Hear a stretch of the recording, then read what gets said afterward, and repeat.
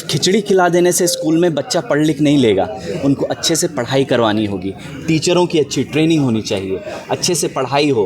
आज स्वास्थ्य उपकेंद्र आप जाके देख लीजिए, कहीं दवाई नहीं है, डॉक्टर नहीं है, कोई सुविधा नहीं। डॉक्टरी के नाम से जाने जाते हैं पूरे देश में। कब बदलेगा ये?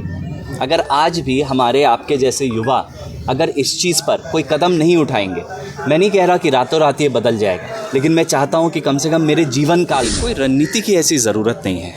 अगर आप सड़क पे ही निकल जाएं, आप देखेंगे कि सड़कों की क्या बुरी हालत है।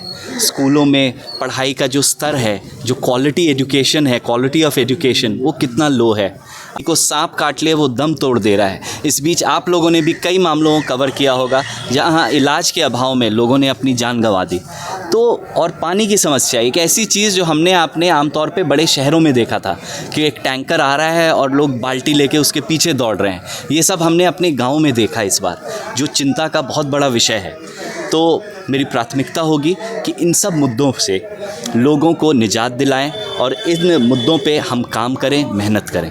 की लिस्ट बहुत लंबी है, लेकिन हमें ज़रूरत है चीज़ों को प्रायोरिटाइज़ करने की कि किन मुद्दों पर हमें ज़्यादा ध्यान देना है।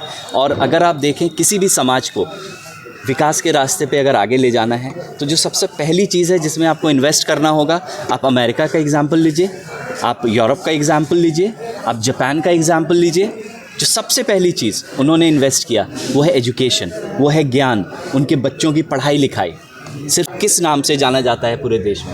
हम एक ये टैग हमारे सिर से मिट जाए कि हम एक लेबर फैक्ट्री में रहते हैं। हमारे बच्चे भी पढ़ लिख कर आगे बढ़ें और समाज में सिर उठाकर जी सके। इससे हमारे समाज का सुधार शुरू होगा। आसिफ जी, आपके खिलाफ में बीजेपी के वैसे नेता हैं जो लगातार अपने बयानों को लेकर सुर्खियों में रहते हैं। उन्होंने भी आज अपना नामांकन किया है, आपने भी नामांकन किया है।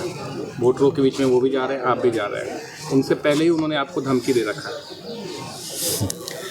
देखिए, संविधान हर किसी को अधिकार देता है काम करने का, चुनाव में खड़ा होने का।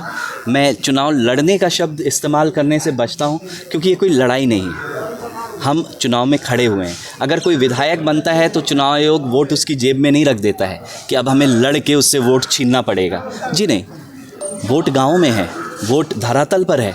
आप गांव में जाएं, लोगों के बीच जाएं। मैं ये काम पिछले 3 साल से निरंतर कर रहा हूं। धूप हो, धूल हो, गर्मी हो, बारिश हो, मैं लोगों के बीच जाता हूं, उनकी समस्या समझता हूं, उनके सुख दुख में खड़ा होता हूं और मुझे उम्मीद है कि लोग मुझ पर भरोसा ज़रूर जताएंगे।